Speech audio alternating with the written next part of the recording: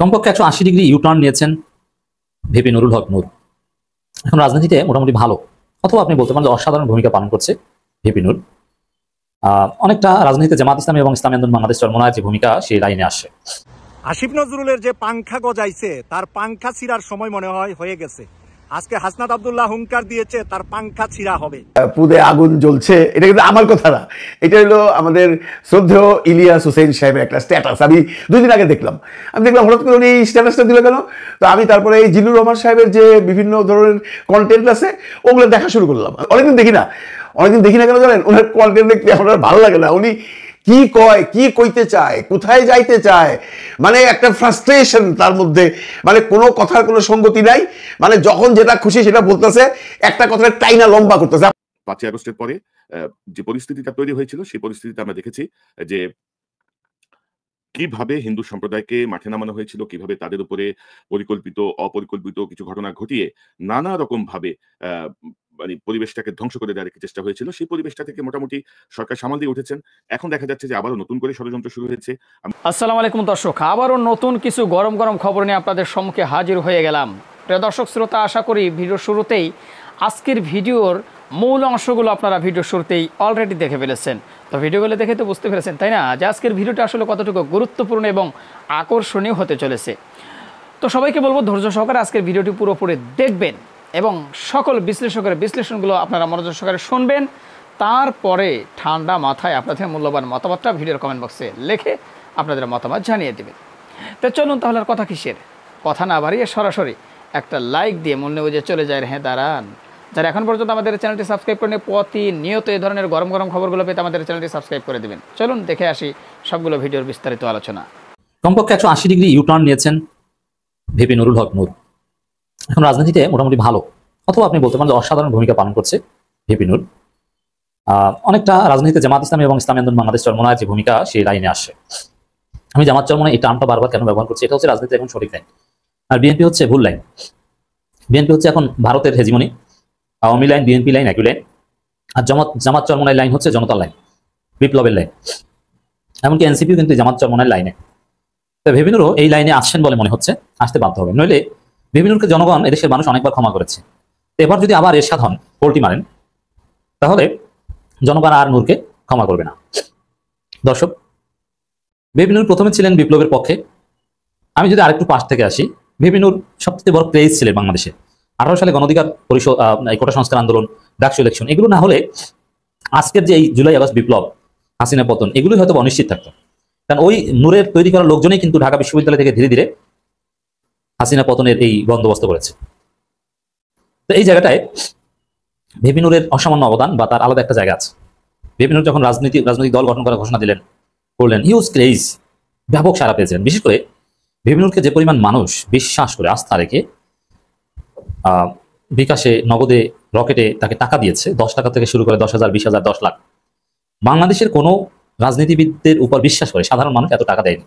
জামাতের টাকা বেশি, জামাতের টাকা দেয় জামাতের শুভাকাঙ্ক্ষীরা, সাধারণ মানুষ কিন্তু জামাতের টাকা দেয় না।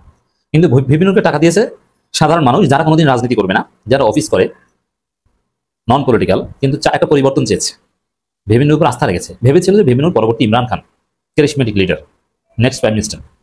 কিন্তু সেই ভিপি নুর ইসরায়েলের গোয়েন্দা সংস্থার এক প্রতিনিধি সাফাদির সাথে দুবাই বৈঠক করে সে সম্ভাবনা একদম নষ্ট করে দিয়েছেন। ভারতের সাথে হাত মিলিয়ে, ভারতের গোয়েন্দা সংস্থার লোকজনের সাথে মিটিং করে ধরা খেয়ে তার ক্রেডিবিলিটি নষ্ট করেছেন এবং টাকা পয়সার এদিক ওদিক করে নিজেকে ধ্বংস করেছেন। আবার 5 আগস্টে অসামান্য অবদানের কারণে মানুষ তাকে ক্ষমা করে দিয়ে গ্রহণ করেছে যে না, সাহসী ভূমিকা পালন করেছে। ভিপি নুর অলওয়েজ সাহসী। 5 আগস্টের পর ভিপি নুরের আবার জয় জয়কার। কিন্তু ভিপি নুর ধাক্কাটা খেয়েছেন যখন এনসিপি গঠন শুরু হয়, তখন ভিপি নুরের কাছের গুরুত্বপূর্ণ সবাই এনসিপিতে চলে আসে। এনসিপি নেতাদের একটা বড় অংশ ভিপি নুরের লোক, শুধু কেন্দ্রীয় না, একদম রুট লেভেলেও, জেলা পর্যায়েও বিভিন্ন জেলা সভাপতি বাইরা এনসিপিতে চলে আসে। একটা বড় ধাক্কা খেয়েছে। তারপর ভিপি নুর এই ক্ষোভ থেকে বিএনপির পক্ষে চলে গেছে, বিপ্লবের পক্ষ ছেড়ে। প্রথমে বলেছে সংস্কার ছাড়া কোনো নির্বাচন হতে দেবে না, এরপরে বলছে না, ডিসেম্বরে নির্বাচন হতে হবে, নির্বাচিত সরকার দরকার। মানে এটা একটা শিশুও বোঝে যে ভিপি নুর বিএনপির টাকা খেয়ে বা বিএনপির কাছ থেকে সিট পাওয়ার নিশ্চয়তা পেয়ে বিএনপির মাধ্যমে ম্যানেজ হয়ে পোল্টি মেরেছে। তারপরে ভিপি নুর দেখলেন, যখন এই বিএনপির সাথে আঘাত করে এলাকায় নির্বাচনের প্রচারণা চালাতে গেলেন, তখন বিএনপির স্থানীয় বিএনপি ভিপি নুরকে গ্রহণ করে না, পিটিয়ে ভিপি নুরের অফিস টফিস ভেঙে চুরমার করে দিয়েছে, অপমান অপদস্থ করে ঢাকায় পাঠিয়ে দিয়েছে। প্রশাসনের বিভিন্নের পক্ষে দাঁড়ায়নি, যার ফলে বিভিন্ন ক্ষুব্ধ হয়ে বিএনপির পক্ষ ত্যাগ করার ঘোষণা দিয়েছেন। ক্ষমা চেয়ে মাপ চেয়ে ইউনূসের কাছে বলার কথা যে স্যার নির্বাচনের তারিখ আরো পরে ঘোষণা করেন, ডিসেম্বর না। এরপরে যদি আমরা এখন পর্যন্ত সেটা দেখিনি, কিন্তু কিছু ভূমিকা অসাধারণ রেখেছে, যাতে বোঝা যায় যে না বিভিন্নর ওই বিএনপি লাইনে আর থাকবেন না, যেতে পারবেন না, যাওয়ার সুযোগ নেই। বিএনপিও কি করবে এটা বিভিন্নর বুঝে গেছেন। যেমন কথা ছিল যে, যেমন সাপোজ বিএনপির যে নেতা হাসান আল মামুন, যিনি বিভিন্ন দলকে মেরেছেন, তার পার্টি অফিস ভেঙে চুরে এলাকা থেকে উৎখাত করেছেন, অথচ ওই হাসান আল মামুনদের প্রতি বিএনপির চিঠি ছিল তারেক রহমান নির্দেশের উল্টো দিবে যে বিভিন্নকে সহযোগিতা করার, অথচ তারা সহযোগিতা করেছে অফিস টফিস ভেঙে মাইর দিয়ে। এখন কি উচিত ছিল বিএনপির? হাসান আল মামুনকে বহিষ্কার করা। বিভিন্ন চেয়েছিল এটা, যে যদি হাসান আল মামুনকে বহিষ্কার করতো তাহলে বিভিন্ন ওই ডিসেম্বরের লাইনেই থাকতো, কিন্তু বহিষ্কার কিন্তু করেনি। আর বহিষ্কার করলেও লাভ হতো না, বহিষ্কার করলে বিভিন্নকে আরো মারতো, কারণ হাসান মামুনের এলাকায় যে শক্তি, বিএনপিতে ওই কমান্ড কার্যকর না, বহিষ্কার এগুলো ভোতা অস্ত্র, এগুলো বহিষ্কারে বিএনপিতে কিছু হয় না। কারণ বহিষ্কৃত হয়েও যিনি তার দলবল লোকজন নিয়ে জিতে আসতে পারেন, বিএনপি আবার তাকে স্যার বলে গ্রহণ করে, পা ধরে গ্রহণ করে। আরিফুল হক চৌধুরী, মনুল হক সাক্কু, অনেকের ক্ষেত্রে আমরা দেখেছি। জিততে পারলে বিদ্রোহী হলেও আপনি আবার বিএনপি, আর জিততে না পারলে আপনি তো চান। হাসান মামুনরা যে তার আশায় বিএনপির বহিষ্কারকে অগ্রাহ্য করে ভূমিকা পালন করেন, এটা হচ্ছে সত্য কথা। তারপর বহিষ্কার করলে অ্যাটলিস্ট নূর খুশি হতেন, কিন্তু করেনি। এটা তারা নূরের মোহভঙ্গ হয়েছে না বিএনপি 2 নম্বর। এজন্য সংস্কার কমিশনে, ঐকমত্য কমিশনে নানান কথাবার্তা আলাপ আলোচনায় নূর বিএনপির লাইনে এখন আর কথা বলেন না, জামাত চরমনের লাইনে কথা বলেন। দর্শক, ঐকমত্য কমিশন বা সরকারকে যে সময় বিএনপি মোটামুটি ম্যানেজ করেছে, ঐকমত্য কমিশনে ওই বিএনপির কিছু বিষয় বাস্তবায়নের কিছু সূক্ষ্ম ষড়যন্ত্র চলছে, যদিও আবার সামনে যায়, আবার পিছনে যায়, আবার পারে না। ওই সময় বিভিন্ন বলছেন এভাবে চলতে থাকলে কিয়ামত পর্যন্ত শতভাগ ঐকমত হবে না। এর মানে ঐকমত্য কমিশনের প্রতি মোহভঙ্গ, যেটা আমরা বলছি। দেখেন, ওই পিনাকি ভট্টাচার্য, ইলিয়াস এদের সাথে প্রচন্ড কনফ্লিক্টে গিয়েছিল এই বিভিন্ন রং, কিন্তু এখন ওই পিনাকি ইলিয়াস এদের লাইনে কিন্তু কথা বলছে। পিনাকি ইলিয়াসের সাথে দ্বন্দ্বে জড়িয়ে কেউ পারবে না, কারণ পিনাকি ইলিয়াসের আলাদা কোনো পলিটিক্যাল স্বার্থ নেই। তাদের সাথে দ্বন্দ্বে যে জড়াবে সেই ধরা খাবে, জামাত জড়ালে সেও ধরা খাবে, কারণ পিনাকি ইলিয়াসের কোনো স্বার্থ নেই। তারা ইচ্ছা মতো যা ইচ্ছা তা করতে পারে, যেটা অন্য কেউ পারবে না, কোনো পলিটিক্যাল পার্টি পারবে না। তো নানান বিষয়ে, শুধু ঐকমত্য কমিশনের বিষয় না, নানান বিষয়ে বিভিন্ন বা গণঅধিকার পরিষদের অবস্থান অনেকটা ইতিবাচক। যদিও মাঝখানে একটু তারেক রহমানকে পাম দিয়েছেন যে এত উদার নেতা এই যুগে আর হয় না, এটা ব্যক্তি তারেক রহমানকে বলুক, সমস্যা নেই, কিন্তু দিন শেষে বিভিন্ন যদি আবার বিএনপি লাইনে যান একদম পচে যাবে। প্রিয় দর্শক, বাংলাদেশের দ্বিতীয় স্বাধীনতা হয়েছে 36 জুলাই, যেটা 5ই অগাস্ট। তাহলে বাংলাদেশের প্রথমবারের মতো নতুন স্বাধীনতার পূর্তি পালন কখন হবে? 5ই অগাস্ট হবে, 36 জুলাই হবে। আর সেটাকে আসিফ নজরুল করতেছে 8ই অগাস্ট। আচ্ছা, 8ই অগাস্ট কি তার বাপের কোনো খিচুড়ির দিন? খিচুড়ি খাইছিল সে? সেদিন এরা শপথ নিয়ে সরকার গঠন করেছিল। তাহলে সরকার গঠনের পূর্তিও পালন করা হবে, নাকি হাসিনা পালিয়ে যাওয়ার পূর্তি পালন করা হবে? শহীদদের রক্তের দিবস পালন হবে, নাকি এদের বিয়ে বাড়ির খাবার দাবারের দিবস পালন হবে? 8ই আগস্ট এদের জন্য দ্বিতীয় বিয়ে বাড়ি ছিল, বিয়ে করছিল সেদিন। আসিফ নজরুলের কপাল খুলেছিল 5ই আগস্ট হাসিনাকে ছাত্র জনতা জীবন দেওয়ার কারণে, আর সে দ্বিতীয় বিয়ার বৈরাতি হয়েছিল আপনার 8ই আগস্ট। এখন সে 5ই আগস্ট ভুলে গিয়েছে। ভুলে যায় না এই হারামজাদা, কিন্তু কোনো কিছু ভুলে যায় না। এই হারামজাদার মাথার ভিতরে প্রচুর জিরাপির পেস, তার মাথার ভিতরে এত জিরাপির পেস যে ছাত্র জনতাকে পর্যন্ত সে বিভিন্নভাবে বিভিন্ন সময় বিতর্কিত করে ফেলতেছে। ইদানিং দেখেন ছাত্র জনতা যারা এই শহীদ হয়েছে, শহীদদের সাথী সঙ্গী হয়েছে, তাদেরকে বিভিন্ন ক্রাইম দিয়ে, বিভিন্ন কিছু দিয়ে এদেরকে বিতর্কিত করতেছে এই আসিফ নজরুল পরিকল্পিতভাবে। আমাদের কপাল খারাপ, আমাদের কপাল খারাপ, বাংলাদেশের মানুষের কপাল খারাপ। এই জন্য কপাল খারাপ বলছি যে ডক্টর মোহাম্মদ ইউনূস স্যার ছাড়া ভালো একটি মাজাওয়ালা শক্তিশালী মানুষ আমরা উপদেষ্টায় পাই নাই। আমরা উপদেষ্টায় যে বুড়াসুরা চাচাদেরকে পেয়েছি, এরা মানুষ ভালো, মানুষ খারাপ না, কিন্তু আসিফ নজরুলের মতো বানরের সাথে চলার জন্য তারা উপযুক্ত না। আসিফ নজরুলের এই বানরের খেলা সাপ দিয়া দেখাইতে হয়, আর ওই সাপটা হইতো যদি না আজকে ডাক্তার পিনাকি ভট্টাচার্য এখানে থাকতো, যদি না আজকে সাংবাদিক ইলিয়াস হোসেন থাকতো, তাহলে আসিফ নজরুলকে কত দানে কত চাউল দেখাইতে পারত। কিন্তু আমাদের দুর্ভাগ্য, বাংলাদেশে এই সময়ে এসে যেই যোদ্ধারা, যে রিয়েল মানুষরা, যেই দেশপ্রেমী মানুষরা রাষ্ট্রীয় ক্ষমতায় থাকার কথা ছিল, তারা রাষ্ট্রীয় ক্ষমতায় নাই। আসিফ নজরুলের মতো ভারতের বানানো দ্বিতীয় হাসিনার হাতে আমাদের ক্ষমতার বেশির অংশ। আইন অঙ্গনটার ভিতরেই তো সব পেজ কি ভাই, সব পেজ লাগাই রাখছে আইন অঙ্গন দিয়া।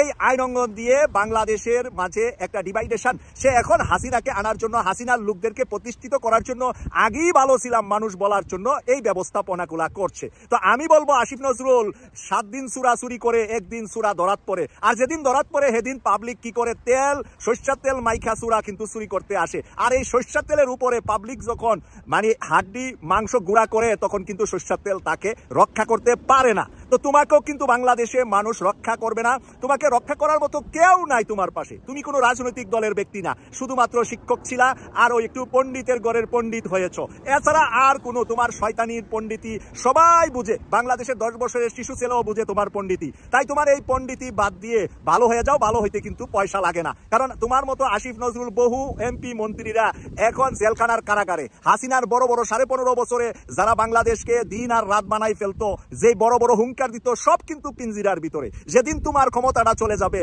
এই হাসনাত আব্দুল্লাহ, শারজিদ আলম আজকা যে হুঙ্কার দিয়েছে, এই হুঙ্কারে তোমার কিন্তু খবর আছে। কারণ হাসনাত আব্দুল্লাহ আর শারজিদ আলম বিরোধী দলে থাকুক আর সরকারি দলে থাকুক, এমপি থাকুক আর বাইরে থাকুক, রাজনীতির মাঠে 24-এর নেতা হিসাবে এরাই থাকবে। আর কেউ 24 সালের নেতা হিসাবে দাবি করলে কাজ হবে না। হাসনাত আব্দুল্লাহ আর শারজিদ আলম শুধু 24 নয়, বাকি যতদিন বেঁচে থাকবে বাংলাদেশের আগামী দিনের একটা বড় মাপের দেশপ্রেমী কান্ডারি হবে। তাই হাসনাত আব্দুল্লাহ যেহেতু আজকে হুঙ্কার দিয়েছে, শারজিদ আলম যেহেতু হুঙ্কার দিয়েছে, এইটা 36 জুলাই 5ই আগস্টেই হবে, 8ই আগস্টে হবে না। আমরা বলে দিতে চাই প্রবাস থেকে যে এটা 5ই আগস্টই হবে, এটা 8ই আগস্ট হবে না। তুমি ভুলাবালা ডক্টর মোহাম্মদ ইউনূস স্যারকে বোঝাতে পারবা না। ডক্টর মোহাম্মদ ইউনূস স্যারের কানে ইতিমধ্যে বিষয়টা চলে গিয়েছে। আসিফ নজরুল, তুমি সোজা হয়ে যাও। রাজনীতির যে ভরা কাটাল, সেই ভরা কাটালের সময় যে জোয়ার আসে, ঠিক সেই রকম একটি জোয়ার বাংলাদেশের রাজনৈতিক অঙ্গনে এসেছে, এবং সেটা জামাতের জন্য। গত 10 মাস ধরে জামাত যে সুযোগ পাচ্ছে, এবং গত 10 মাস ধরে জামাত প্রায় সব সুযোগগুলো, প্রতিটি সুযোগগুলো অঙ্ক কষে কষে ম্যাটিকুলাসলি যেভাবে কাজে লাগিয়েছে নিজেদের জন্য, দলের জন্য, এটা বাংলাদেশের অন্য কোনো রাজনৈতিক দল কখনো করতে পারেনি। অবস্থা দৃষ্টি মনে হচ্ছে 2010 সন থেকে একেবারে 2025 সন পর্যন্ত টানা 15 বছর আওয়ামী লীগ জুলুম অত্যাচার করে জামাতের যা কিছু ছিনিয়ে নিয়েছে, জামাতের যা কিছু হরণ করেছে, জামাতের যে ক্ষতি করেছে, ঠিক 15 বছরের মাথায় এসে জামাত সেই ক্ষতিপূরণ, সেটাকে জামাত আবার সুদ খায় না, সুদে আসলে বলা ঠিক হবে না, এখানে মুনাফা, সর্বোচ্চ মুনাফা সহকারে যেভাবে গ্রহণ করেছে, এটি আমার জানা মতে সমসাময়িক ইতিহাসে, আমাদের এশিয়া পাক ভারত ইতিহাসে অন্য কোনো রাজনৈতিক দল এভাবে পারেনি। যেমন ধরুন, জামাতের নামটি বাতিল হয়ে গিয়েছিল, মানে এই রাজনৈতিক দল হিসেবে এটা নিষিদ্ধ করা হয়েছিল। এই নিবন্ধন তারা ফিরে পেয়েছে, প্রথমে হাইকোর্ট থেকে, তারপর নির্বাচন কমিশন থেকে, এবং যেখানে একেবারে আনঅ্যানিমাসলি হাইকোর্টের একেবারে পূর্ণাঙ্গ বেঞ্চের রায় যে আবহমান পৃথিবী থেকে, যেদিন থেকে পৃথিবীতে বিচার প্রতিষ্ঠিত হয়েছে, কোর্ট এবং কাছারি প্রতিষ্ঠিত হয়েছে, সেদিন থেকে দাঁড়িপাল্লা এই প্রতীকটি বিচারাঙ্গনের একটি সম্পত্তি, বিচারাঙ্গনের একটি সিম্বল। তো কাজেই এই দাঁড়িপাল্লা, ন্যায় বিচারের যে প্রতীক, এটি কোনো অবস্থাতে একটি রাজনৈতিক দলের প্রতীক হতে পারে না। ফলে জামায়াত ইসলামের এই প্রতীকটি তারা আওয়ামী লীগ জামায়াতে কোর্টের মাধ্যমে তারা হরণ করেছিল, এবং এটার পক্ষে এতটা জনমত আওয়ামী লীগ সরকার তৈরি করেছিল, অর্থাৎ যেমন জামাতের বিচার নিয়ে, জামাতের প্রতি জুলুম নিয়ে জনমত তৈরি হয়নি, সবাই মনে করছে যে এটা বাড়াবাড়ি হচ্ছে। কিন্তু জামাতের যে নিবন্ধন বাতিল, এটা নিয়েও বিতর্ক ছিল, আওয়ামী লীগের এই কর্মটি কেউ সমর্থন করেনি। কিন্তু জামাতের দাঁড়িপাল্লা যে প্রতীকটি, এই প্রতীকটি বাতিল করা হয়েছে হাইকোর্টের মাধ্যমে, এটা আওয়ামী লীগের লোকজন জনগণকে খাওয়াতে সামর্থ্য হয়েছিল। হালামলে তারা সেই তাদের দাঁড়িপাল্লা প্রতীকটিও ফেরত পেয়েছে। ফলে আমার কাছে মনে হচ্ছে যে জামাতের যারা লোকজন, এই মুহূর্তে তারা পৃথিবীর সবচেয়ে সুখী মানুষ, তারা সবাই শুকরিয়া আদায় করছে। এবং গত 15 বছরে তাদের যে ক্ষয়ক্ষতি হয়েছে, তাদের উপর যে জুলুম এবং অত্যাচার চলেছে, সেই জুলুম এবং অত্যাচারকে তারা তুড়ি মেরে এখন বিজয়ের আনন্দে এতটা উদ্বেলিত, তাদের ভাবসাব দেখে কারো আন্দাজ করার ক্ষমতা নেই যে একটা সময় তাদের উপর বিপদ ছিল। আওয়ামী লীগ জামানাতে তাদের পত্রিকা সংগ্রামের উপর জুলুম চালানো হয়েছে, তাদের সম্পাদকের উপর জুলুম চালানো হয়েছে, আবুল আসাদের উপর। জামাতের অফিসগুলোকে বন্ধ করে দেওয়া হয়েছে, সেই অফিসগুলো এখন একেবারে লাল নীল বাতিতে ভরে গেছে। সবচেয়ে সুন্দর সুন্দর ফার্নিচার, এমন ফার্নিচার বিএনপির অফিসে নেই, আওয়ামী লীগের অফিসে নেই। সেগুলো দিয়ে জামাতের অফিসগুলো সুসজ্জিত হয়েছে। যদি আওয়ামী লীগ এই গত 15 বছর জামাতের অফিস খোলা রাখতো, জামাত হয়তো এই ফার্নিচারগুলো কিনতো না, তারা ওই আগের মতোই ভাঙাচোরা টেবিল, এবং যে টেবিলটা বেশি ভেঙে গেছে সেই টেবিলের উপর একটা সাদা কাপড় দিয়ে, কাফনের কাপড় দিয়ে, তার উপর একটা গ্লাস দিয়ে, ওটার উপরই তারা অফিস করতো, এটা তাদের অভ্যাস। এবং এটা দেখেছে যে এরকম বিলাস নেই। তারা বড় জোর তাদের অফিসে, সেই মহানগর অফিস বলেন কিংবা তাদের যে মগবাজার অফিস, আগের জামানাতে, আমি এটা ধরুন বলছি এই 111-এর সময় পর্যন্ত, 111-এর সময় পর্যন্ত, তো ওই সময়টিতে জামাতের অফিসে যদি কোনো মেহমান যেতেন, রং চা, তারপরে ওই রাস্তার পাশে যে চিতই পিঠা বানায়, সেগুলো ঝাল দিয়ে খাওয়ায়। তো বড় বড় জামাতের নেতারা নিজেরাও খেতেন এবং মেহমানদেরকে বলতেন যে ভাই আসছেন, আমাদের এখানে না ওই রেল লাইনের পাশে খুব ভালো চিতই পিঠা বানানো হয়। তো সেই চিতই পিঠা দিয়ে নিজেরাও খেতেন, তাদেরকে খাওয়াতেন। আবার যদি খুব বেশি ভিআইপি মেহমান যেতেন, তাদেরকে দুপুরে যদি খাওয়ানোর ব্যাপার হতো, তাহলে যে মেহমান যিনি গেছেন, ধরুন গেছেন মতিউর রহমান নিজামী সাহেবের কাছে, কাদের মোল্লা সাহেবের কাছে, কামরুজ্জামান সাহেবের কাছে, তো তাদের বাসা থেকে খাবার আসতো, দুপুরে খাবার আসতো। তো ওই খাবার ওই মেহমানদের সঙ্গে তারা ভাগ করে খেতেন এবং খুব অল্প লোকের সঙ্গে তারা এক টেবিলে খাবার খেতেন। বেশিরভাগ লোকই এসব পিঠা দিয়ে তারপর শেষে রংচাঁদি তারা বিদায় করতেন, যেটা দেখেছি। কিন্তু এখন জামাতের আর সেই দিন নেই। এখন জামাত 5 স্টার হোটেলে মিটিং করে, তারপরে তারা হেলিকপ্টারে চলাফেরা করে, তাদের জামা কাপড় এগুলো মানে কেতাদুরস্ত, ইস্ত্রি করা, মাল দেওয়া, তাদের মুখে অমলিন হাসি, এমন সুন্দর হাসি আমি আর কখনো জামাতের যারা লোকজন আছে তাদেরকে ইতিপূর্বে দেখিনি। জামাতের সুসময় গেছে যখন আলী হাসান মুজাহিদি সাহেব মন্ত্রী ছিলেন, তারপরে মতিউর রহমান নিজামী সাহেব মন্ত্রী ছিলেন, তখন আমি জামাতকে দেখেছি, একদম কাছের থেকে দেখেছি। তারপরে এরশাদ জামানাতে যখন আমি সাংবাদিকতা করতাম, তখন তো জামাতের যত শীর্ষ নেতা আছেন অলমোস্ট সবার সঙ্গেই দেখা সাক্ষাৎ সম্পর্ক এটা ছিল, একেবারে শীর্ষ পর্যায়ে আছেন, খুবই ভালো সম্পর্ক ছিল। কিন্তু এখন জামাতের নেতারা যেভাবে হাসেন, এরকম হাসি আমি আর কখনো তাদেরকে দেখিনি। আমার বন্ধু হামিদুর রহমান আজাদ, সাবেক সংসদ সদস্য, এই যখন শেখ হাসিনার পতন হলো, পতনের আগে হঠাৎ করে তিনি কয়েকদিন আগে আমাকে একটা ফোন দিলেন। তার পরিবারে আমার একটা গ্রহণযোগ্যতা আছে। এর কারণ হলো আমি যখন এমপি ছিলাম, তিনি যখন এমপি ছিলেন, আমরা প্রথম একটা টক শো করেছিলাম, সে আর আমি, দুজনে মিলে চ্যানেল আই ৩য় মাত্রাতে। তো তখন তো জামাতের লোকজন আসেও না, কেউ ডাকেও না। তো আমি জিল্লুর রহমান সাহেবকে বললাম যে ভাই আপনি জামাতের একজন লোককে ডাকেন। দুজন লোককে আমি যাকে বলে ইনফ্লুয়েন্স করি, অনুরোধ করে টক শোতে এনেছিলাম। একজন ছিলেন তাজুল, অ্যাডভোকেট তাজুল, এখন যে আইসিটি যে আদালত, এটা যে চিফ প্রসিকিউটর। তো তিনি তখন জামাত যে সকল নেতা তাদের প্রধান উকিল। তো তাজুল বয়সে আমার চেয়ে অনেক অনেক ছোট, কিন্তু তারপরেও ওই সময়টিতে আমার কাছে মনে হয়েছে যে জামাতের যে বিচার ব্যবস্থা, এই বিচার ব্যবস্থাগুলো নিয়ে কিছু আলাপ আলোচনা হলে জনমত তৈরি হবে। তো এটা প্রকারান্তে আসলে জামাতকে একটা স্পেস করে দেওয়া, ওই কাজটি তখন ৩য় মাত্রার একটা অনুষ্ঠান মানে বিরাট ব্যাপার। সেখানে একটা অনুষ্ঠানে আসার জন্য 2011-12 সনে জিল্লুর রহমান সাহেব তো দূরের কথা, তার একজন সহকারী রয়েছেন, তার বন্ধু, সেই তার পেছনেই মানুষ ঘুরতো, বলতো যে ভাই যেভাবে হোক না কেন। জিল্লুর সাহেব তো একটা ব্যক্তিত্ব নিয়ে চলেন, পার্সোনালিটি নিয়ে আগের থেকেই। ও জিল্লুর সাহেবকে আমি চিনি, আমরা একসাথে চাকরি করেছি, আমি আজকের কাগজে চাকরি করেছি, সে ওই সাপ্তাহিকটার নির্বাহী সম্পাদক ছিলেন। মূলত আজকের কাগজটা যে শাহেদ আহমেদ করার জন্য যে উদ্যোগী হলো, এটা মূলত নেপথ্যে জিল্লুর সাহেব ছিলেন।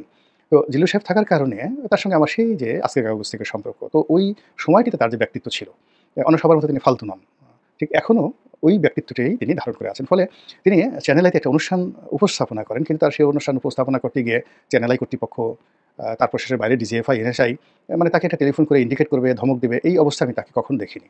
এমনকি বাইরের বড় বড় যারা টক শো স্টার আছেন, তারা তাকে বলবেন যে ভাই আমাকে একটু নেন, এরকম অবস্থা আমি কাউকে দেখিনি। কেউ সরাসরি তাকে বলতে পারেনি। তার অনেক বন্ধুবান্ধব আছে, সবার সাথে তার ভালো সম্পর্ক, আমার সাথে ভালো সম্পর্ক। তো কিন্তু তাকে ইনফ্লুয়েন্স করার মতো লোক বলতে গেলে নাই বললেই চলে, এবং কেউ ওই সাহস পায়নি। আমার সাথে তার বন্ধুত্বের কারণে আমি তাকে অনুরোধ করেছিলাম। তো অনুরোধ করেছিলাম হামিদুর রহমান আজাদের ব্যাপারে, আর অনুরোধ করেছিলাম এই তাজুল সাহেবের ব্যাপারে যে তাদেরকে ডাকা হোক। তো সেই সুবাদে হামিদুর রহমান আজাদের সাথে একটা ভালো সম্পর্ক এখনও আছে। তো উনি ওনার মেয়ের বিয়েতে আমাকে দাওয়াত দিলেন।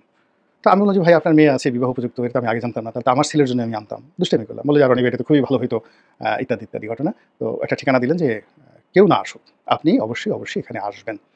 তো ঠিক আছে, আমি আমার স্ত্রীকে বললাম যে চলো, শেখ হাসিনা যদিও এই জামাতের অনুষ্ঠান এখন আমাদেরকে নজরে রেখেছে, তবুও হামিদুর রহমান আজাদ সাহেব টেলিফোন করেছেন 2বার করে, আমাকে যেতেই হবে। তো 2-3 দিন পরে তিনি আবার বললেন যে ভাইরে, অনুষ্ঠানটা বাতিল করতে হচ্ছে, শেখ হাসিনা তো একেবারে বেশি জ্বালাচ্ছে অনুষ্ঠান, মানে আমাদেরকে আবার আন্ডারগ্রাউন্ডে যেতে হচ্ছে। তো সেই হামিদুর রহমান আজাদ, যে কিনা আমার বন্ধু 2009 থেকে আজ অবধি, তো তার মধ্যে আমি যে আনন্দ দেখছি, হাসি দেখছি এবং উজ্জ্বলতা দেখছি, এটা আমি কখনো দেখিনি। জামাতের আমির মহোদয় আছেন, ওনাকে আমি শ্রদ্ধা করি, ওনার সঙ্গে আমার যতটা ব্যক্তিগত সম্পর্ক আছে, ওনাকেও এখন 3টি ডাইমেনশন আমি দেখছি। উনি কমান্ডিং ভয়েজে রাষ্ট্র পরিচালক হিসেবে তিনি রাগ করছেন, কমান্ড দিচ্ছেন, প্রতিপক্ষকে তিনি হুমকি দিচ্ছেন, আবার সবার সঙ্গে সংযোগ স্থাপন করছেন।